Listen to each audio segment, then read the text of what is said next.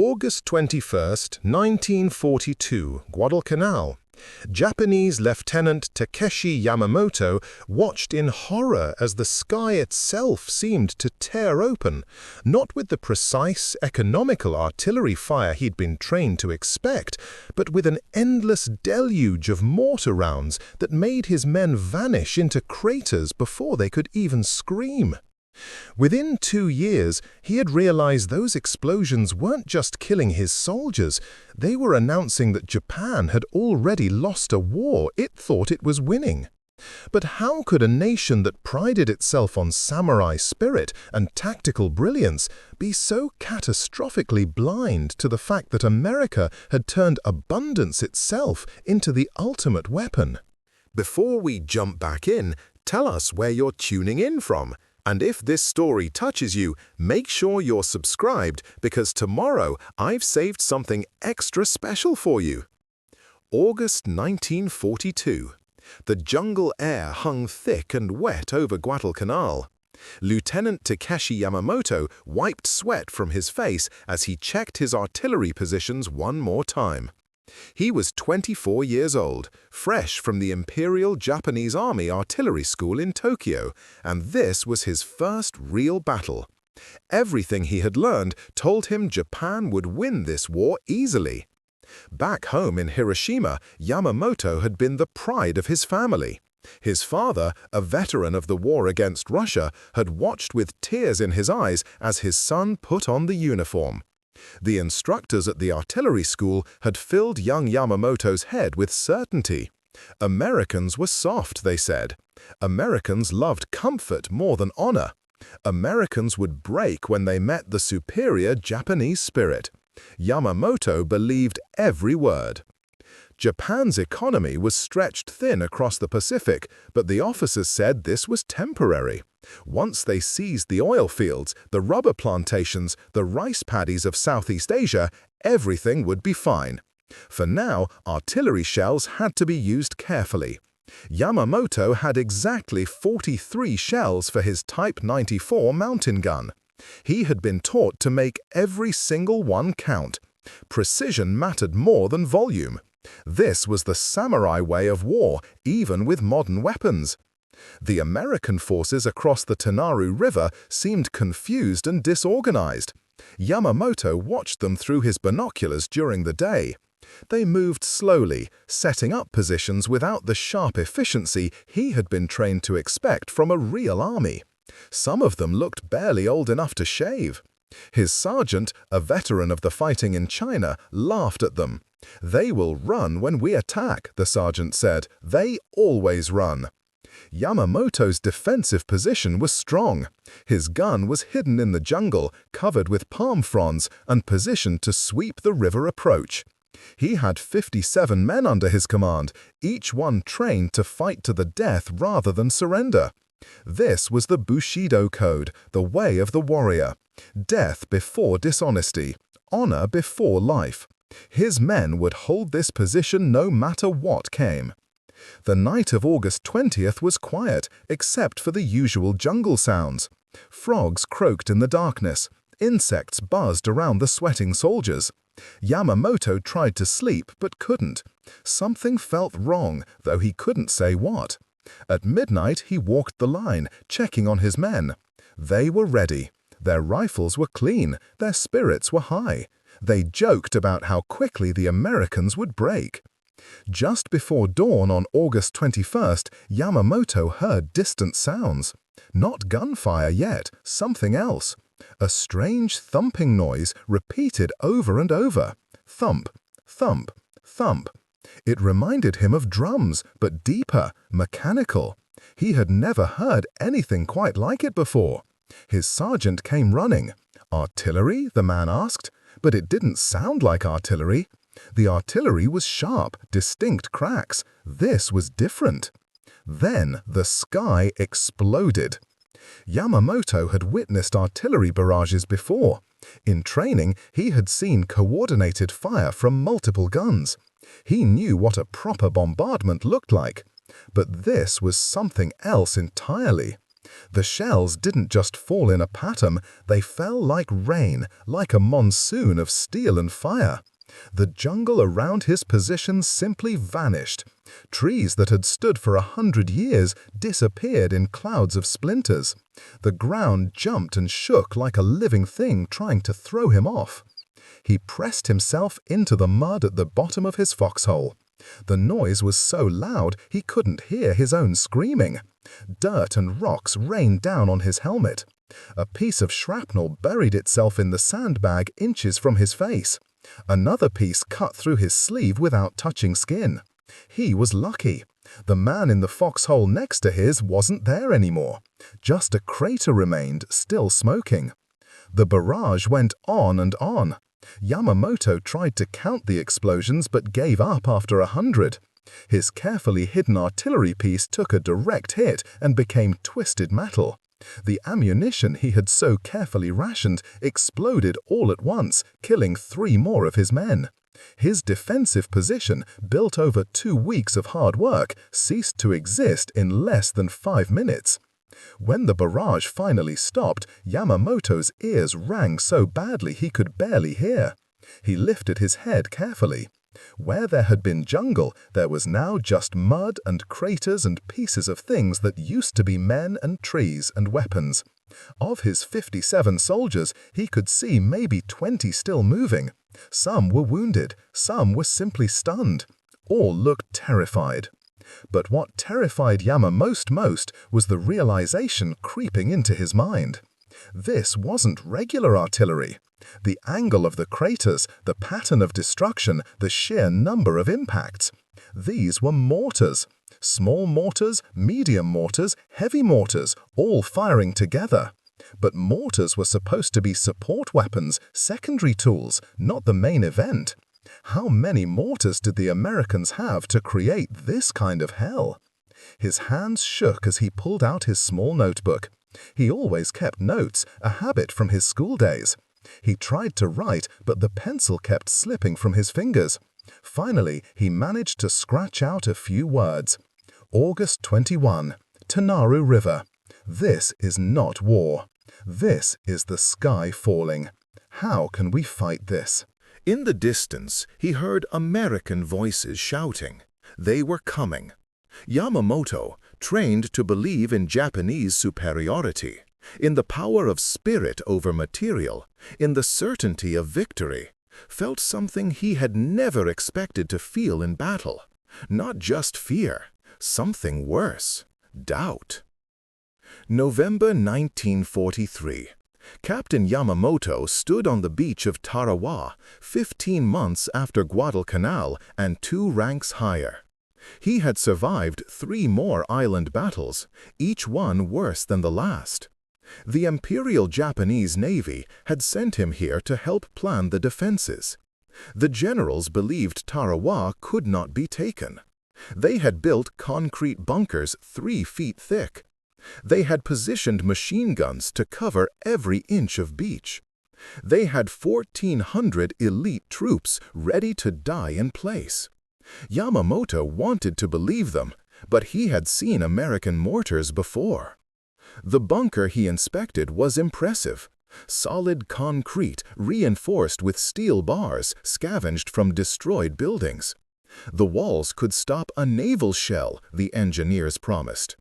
Inside, Japanese soldiers sat cleaning their rifles, confident and calm. They had heard the stories from other islands, but they trusted their fortifications. One young private showed Yamamoto his good luck charm, a small Buddha his mother had given him. "The Americans can't touch us here," the boy said. Yamamoto said nothing. From his command post, Yamamoto counted the Japanese artillery. 50 pieces total for the entire island. Not 50 batteries, 50 individual guns. The ammunition was stacked carefully in protected magazines, each shell accounted for in a ledger. His orders were clear: conserve ammunition until the Americans landed, then fire with precision to push them back into the sea. Every shot had to count, because there would be no resupply. This was the Japanese way: careful, economical, precise. On the morning of November 20th, the American ships appeared on the horizon. Yamamoto raised his binoculars and started counting. He stopped at 50 ships. There were more, but he couldn't count them all. The sight made his stomach hurt. He had seen American supply operations before, but never this many vessels in one place. What could they possibly need with so many ships for one small island? The bombardment started at dawn. Naval guns first, the big shells screaming overhead to explode against the concrete bunkers. The fortifications held, mostly. Some cracked, some collapsed, but many survived, just as the engineers had promised. Yamamoto allowed himself a moment of hope. Then he heard the sound. That terrible thumping he remembered from Guadalcanal. The mortars were starting. Through his binoculars, he watched the American ships. Not the big battleships and cruisers, but the smaller vessels closer to shore. He saw crews working around stubby tubes pointed at the sky. Mortar teams. He started counting them. 10 teams visible on the first ship. He moved his binoculars to the next ship. 15 teams. The next ship. 20 teams. His hands started shaking again, just like at Guadalcanal. How many mortars did these people have? The mortar rounds fell differently than naval shells. Smaller explosions, but so many of them. They fell in patterns, like someone planting seeds in a garden. Except these seeds grew craters. Yamamoto watched one section of beach defenses disappear under a carpet of explosions. The mortars fired, adjusted, fired again. Every position, every bunker, every fighting hole received attention. The Americans weren't trying to save ammunition. They were using it like water. A runner arrived at his command post, covered in concrete dust and bleeding from a dozen small cuts. The soldier reported that the eastern bunkers were gone. Not damaged, gone. The western machine gun positions were silent. The carefully prepared fields of fire no longer mattered because the guns no longer existed. Yamamoto asked about ammunition. The runner said most of the magazines had been hit. Shells that were supposed to last for days of fighting had cooked off in minutes. That afternoon, a miracle happened. Japanese scouts captured an American supply manifest that had washed ashore in a waterproof case. Yamamoto read it by candlelight in what remained of his bunker. His hands shook so badly he could barely hold the paper. The manifest listed ammunition allocated for the Tarawa operation. He found the line for mortar rounds. 60,000 rounds, just for mortars. Just for this one small island. Yamamoto did the math in his head. Japan's entire mortar production for a year was maybe 50,000 rounds. And those had to supply every front from China to the Pacific Islands. The Americans were spending more mortar ammunition on Tarawa than Japan could make in 12 months. He read the number again, certain he had misunderstood. 60,000 rounds for one island, for one battle that would last maybe 3 days. He thought back to his instructors in Tokyo. They had taught him that Americans were weak because they relied on machines instead of spirit. They loved comfort and luxury. They would break when faced with determined Japanese resistance. But what Yamamoto saw through his binoculars wasn't weakness. It was something he had no word for. Americans didn't need spirit when they could simply bury their enemies under mountains of steel. That night, Yamamoto sat alone in a corner of the command bunker. Around him, officers planned the final defense. They spoke of honor and dying gloriously. They quoted ancient warriors and talked about the samurai code. Yamamoto listened and said nothing. He was thinking of numbers. 50 Japanese artillery pieces, 60,000 American mortar rounds. The math was simple, even for a child. One side was fighting with everything they had. The other side was fighting with their leftovers. He pulled out his notebook, the same one from Guadalcanal. The pages were stained and worn. He found a blank page and wrote carefully in the dim light. November 20th, Tarawa. We were taught that spirit defeats material things. But how can spirit fight when the material is endless? The Americans don't send soldiers, they send factories. How can we win against factories? Preparing and narrating this story took us a lot of time. So if you are enjoying it, subscribe to our channel. It means a lot to us. Now, back to the story. Outside, the mortars continued their work. Thump, thump, thump. Methodical, patient, endless. Yamamoto closed his eyes and tried to remember what confidence felt like. June 1944, Saipan.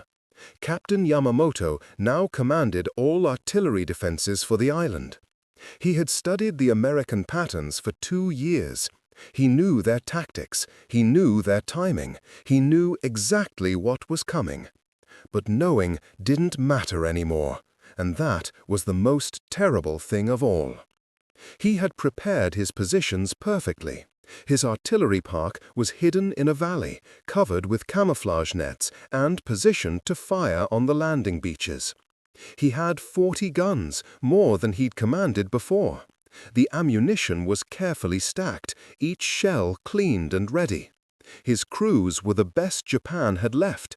They could fire, move, and fire again in under 2 minutes. Everything was ready.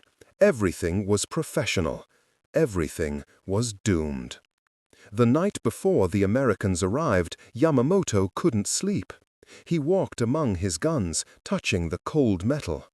His men watched him with worried eyes. They had heard the stories from other islands. They knew what American firepower could do. But they trusted their captain. Yamamoto wished he could tell them the truth. He wished he could say that all their preparation, all their skill, all their courage would matter. But he had seen the numbers. He had done the math, and the math said they were already dead. June 15th dawned clear and hot. The American fleet appeared at sunrise, and Yamamoto felt his chest tighten. More ships than at Tarawa, more ships than he had ever seen in one place. The horizon was just steel and smoke. He raised his binoculars and tried to count, but there were too many. Hundreds of vessels, thousands of tons of supplies, millions of rounds of ammunition, all pointed at this one island. The naval bombardment started first. Yamamoto had experienced this before. Big shells that shook the ground and knocked men down from the shock alone. His concrete observation post cracked but held. Some of his guns took damage, but most survived. Then came the aircraft, dropping bombs that walked across his positions like giant footsteps. More damage, more casualties, but still his artillery park remained mostly intact. For a moment, just a moment, he thought maybe they could fight back. Then the mortars began. This time was different from Guadalcanal or Tarawa. This time the Americans had refined their method. Yamamoto watched through cracked binoculars as forward observers in small planes flew overhead. They were spotting targets, calling in coordinates. Within 60 seconds of a plane passing over, mortar rounds would fall. The observers would watch the explosions, make tiny adjustments, and more rounds would fall. It was like watching someone paint, except the paint was high explosive and the canvas was everything Yamamoto had built. The barrage was a living thing that moved across the island. It started at the beaches and walked inland, meter by meter. Yamamoto tracked its progress and realized with horror that it was systematic. The Americans weren't just firing randomly. They were erasing the island section by section. Every defensive position, every hidden gun, every fighting hole. The mortars found them all. His artillery park took the first rounds at 10 in the morning. Yamamoto was in his observation post half a mile away. He watched his carefully positioned guns disappear into clouds of dirt and smoke. The ammunition he had so carefully stacked began cooking off, adding to the destruction. In 5 minutes, 40 artillery pieces became scrap metal. Not a single shot fired. His crews, the best men Japan had left, died at their posts without ever seeing an enemy soldier. Yamamoto ran to a cave shelter, his legs barely holding him up. Inside, 30 soldiers huddled in the darkness. Some were praying, some were crying, some just stared at nothing. The cave shook with each explosion outside. Dust rained from the ceiling. A young lieutenant, barely 20 years old, looked at Yamamoto with desperate eyes. "Captain, when do we counterattack? When do we fight back?" Yamamoto had no answer. He sat in the corner of the cave and pulled out his notebook. His hands shook so badly he could barely write. The pencil kept slipping. Finally, he pressed it hard against the paper and wrote the words that had been building in his mind for 2 years. "I have been a fool. We have all been fools." The realization poured out of him onto the page. They told us Americans were spiritually weak, but what is spirit against 10,000 tons of steel? This is not a war between soldiers. This is a war between worlds. Japan crafts 1 mortar with the metal for 1 sword. America builds 1,000 mortars and gives every squad their own artillery. Outside, the bombardment continued. Yamamoto kept writing, his thoughts flowing faster than his hand could move. He thought about his training. In Japan, artillery doctrine emphasized conservation. Wait for the perfect moment. Make every shell count. Use precision instead of waste. This was the samurai way applied to modern war. But the Americans had a different idea. If you might need fire, call for fire. If you're not sure, call for fire anyway. Abundance eliminated hesitation. He remembered a captured American manual he had read.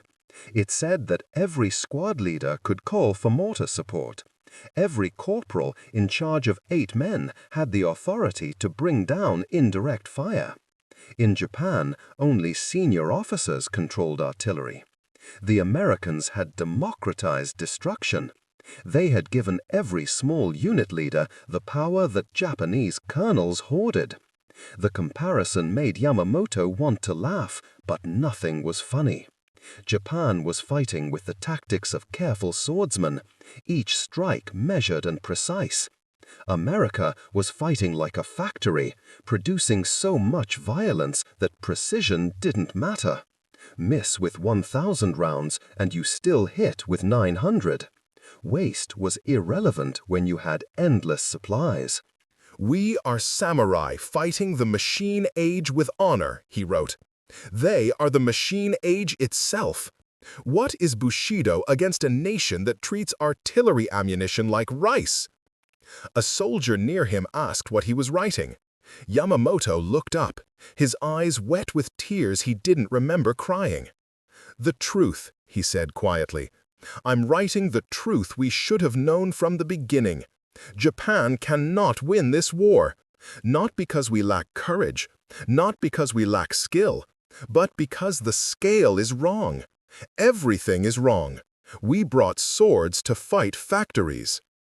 The cave fell silent except for the endless thunder outside. The mortars continued their work, patient and thorough, and Yamamoto understood that his whole world, everything he had been taught, everything he had believed, was already gone. August 1945. Yamamoto stood on the deck of the ship bringing him home to Japan. He was among the lucky ones, evacuated before Saipan fell completely. He had survived 3 more years of war after that terrible day in the cave. He had watched Japan lose island after island. He had filled notebooks with observations and calculations that no one wanted to read. Now the war was over, and he was going home. But home to what? The ship pulled into port at Kure, near Hiroshima. Yamamoto gathered his few possessions. His uniform was threadbare and patched. His boots had holes in the soles. But he still had his notebooks, wrapped carefully in oilcloth to keep them dry. Every page filled with numbers and thoughts about mortars and factories and the war Japan could never win. He held them close as he walked down the gangplank. The city that greeted him was not the Hiroshima he remembered. Buildings were flattened for blocks in every direction. The shadows of people were burned into walls where they had stood on August 6th. Yamamoto had heard about the atomic bomb while still a prisoner. 1 bomb, 1 city. After counting American mortars for 3 years, he was not even surprised. Of course they had built such a weapon. Of course they had used it. This was what America did. They built abundance and turned it into power. He walked through the ruins toward his family home in the countryside outside the city. His feet hurt. His shoulder ached where shrapnel still lived under the skin. But he kept walking. After 2 days, he reached the village where he had grown up. Some houses still stood. His father's house was one of them, small and worn but intact. Yamamoto stood at the gate for a long time before knocking. His father opened the door. The old man looked 100 years old, though he was only 60.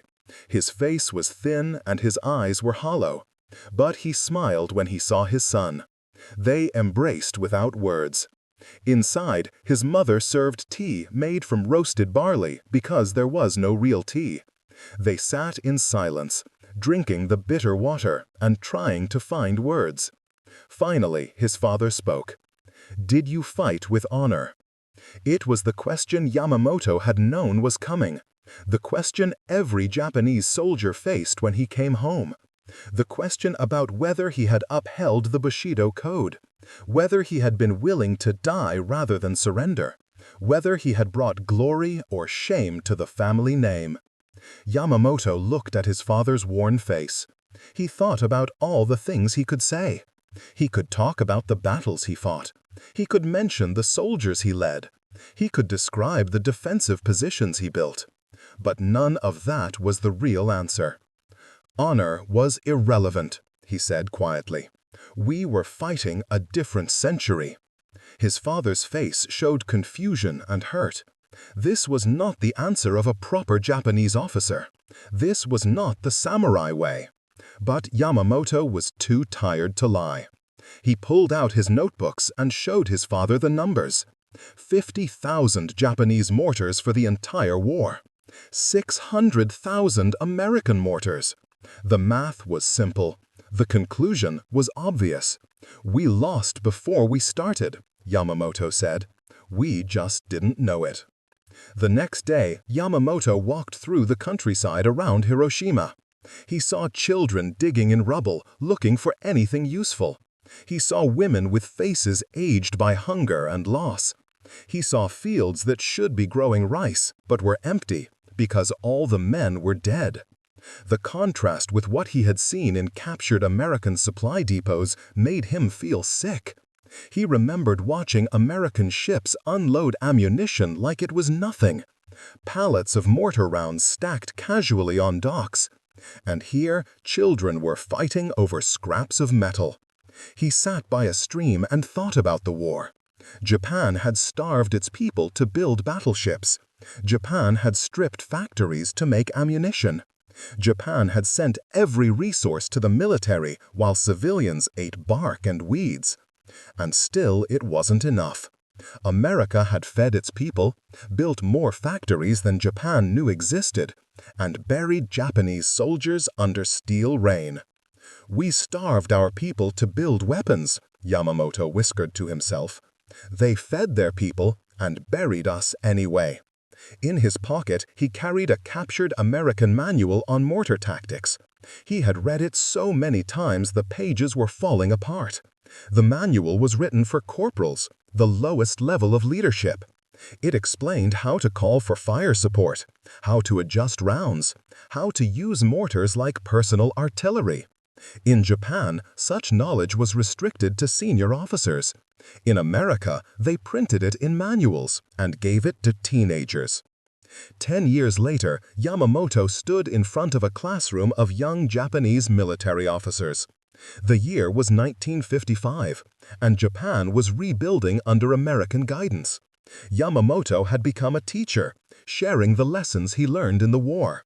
But his lessons were different from the old instructors who had taught him about samurai spirit and Japanese superiority. He wrote numbers on the blackboard: Japanese mortar production, American mortar production. The ratio was almost 12 to 1. He turned to face the young officers. "Modern war is not won by spirit," he said clearly. "It is won by logistics multiplied by industrial capacity. We brought swords to a factory fight." The officers looked uncomfortable. Some still wanted to believe in the old ways. But Yamamoto continued. "In 1942, I believed American soldiers were weak because they relied on machines. By 1944, I realized Japanese soldiers were doomed because we didn't rely on machines enough." He showed them his old notebooks, the pages yellow and fragile. He showed them the calculations he made in caves while mortars fell outside. He showed them the American supply manifests that revealed the terrible truth about abundance. "Those mortars taught me the future," he told them. "The nation that produces abundance wins. Spirit cannot defeat steel. Honor cannot industry." One young officer raised his hand. "Then what should Japan do now?" Yamamoto smiled sadly. It was the right question. Japan's miracle after the war? We finally learned what those mortars were really teaching. Build, produce, innovate. We stopped worshiping the warrior's death and started worshiping the engineer's life. He walked to the window and looked out at the new Japan rising from the ashes. Factories were being built. Schools were teaching engineering. Young people were learning to build instead of destroy. "The Americans didn't just defeat us," he said quietly. "They made our defeat inevitable. The mortars were just them being polite enough to tell us so." That night, Yamamoto sat alone in his small apartment. He opened his oldest notebook to the last page and wrote one final entry. "War taught me that power comes from production. Peace is teaching me that production can build instead of destroy. The mortars showed us we were wrong about everything. Now we must be right about something new." He closed the notebook and placed it on the shelf with the others. Outside, the sounds of construction echoed through the night. Japan was building again, but this time they were building the right things. Up next, you've got 2 more standout stories right on your screen. If this one hits a mark, you won't want to pass these up. Just click and check them out. And don't forget to subscribe and turn on the notification bell so you don't miss us any.